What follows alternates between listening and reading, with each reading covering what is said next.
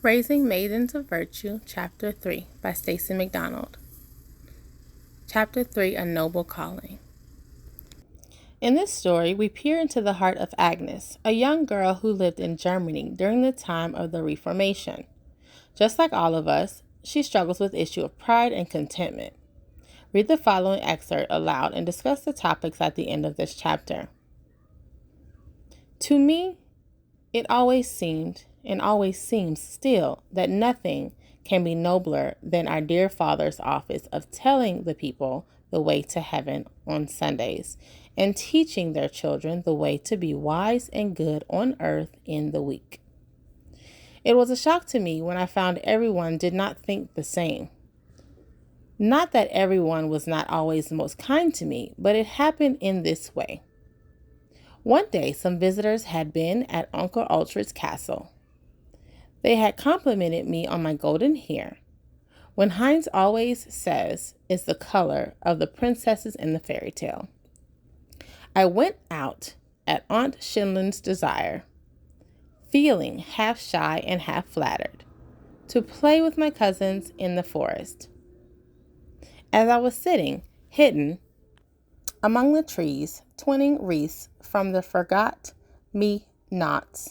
my cousins were gathered by the stream below. These ladies passed again. I heard one of them say, "Yes, she is well-mannered little thing for a schoolmaster's daughter." I cannot think where a bowler maid, the cottas, are all bogers. Are all boulders, are they not? Should inherit those little white hands and those delicate features, said the other. Poor, too, doubtless, as they must be, was the reply. One would think she had never had to work about the house, as no doubt she must. Who was her grandfather? Only a printer in Wittenberg. Only a schoolmaster, and only a printer. My whole heart was against the scornful words. Was this what people meant by paying compliments?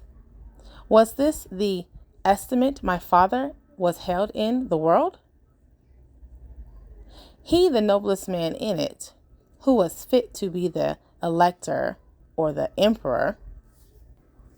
A bitter feeling came over me, which I thought was affection and an aggrieved sense of justice. But love is scarcely so bitter, or justice so fiery. I did not tell anyone, nor did I shed a tear, but went on weaving my forget-me-not wreaths, and for some, the wicked in the hollow world. At Aunt Elsa's, however, another experience awaited me. There was to be a fair, and we were all to go in our best holiday dresses. My cousins had rich oriental jewels on their bodies, and although, as a burgher maidens, they might not like my cousins at the castle wear velvets, they had jackets and dresses of the stiffest, richest silks, which Uncle Richensback had sent for from Italy and the East. My stuff dress certainly looked plain beside them, but I did not care in the least, for that my own dear mother and I had made it together, and she had hunted up some old precious stones to make me a taffet jacket, which, as it was the most magnificent affair I had ever possessed, we had both looked at it with much complacency. Nor did it seem to me in the least less beautiful.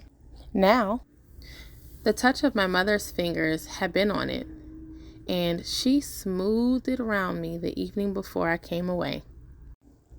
And Aunt Elise had said it was exactly like my mother. But my cousins were not quite pleased. It was evident, especially Fritz and the elder boys. They said nothing, but on the morning of the fete, a beautiful new dress, the counterpart of my cousin's, was laid at my bedside before I woke. I put it on with some pleasure, but when I looked at myself in the glass, it was very unreasonable. I could not bear it.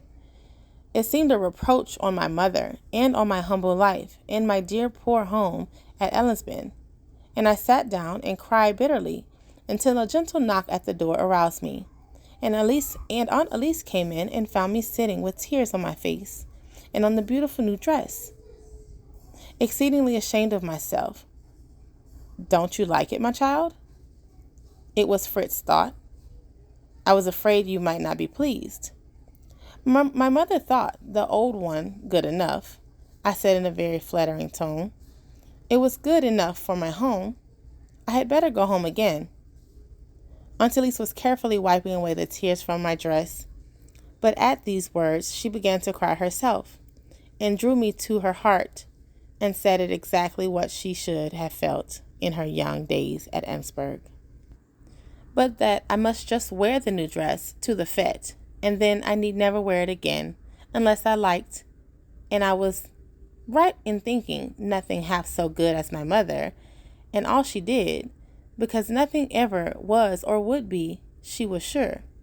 So we cried together and were comforted, and I wore the green taffet to the fair. But when I came home again to Ellensburg, I felt more ashamed of myself than of the taffet dress or the flattering ladies at the castle. The dear precious old home, in spite of all I could persuade myself to the contrary, did look small and poor, and the furniture worn and old.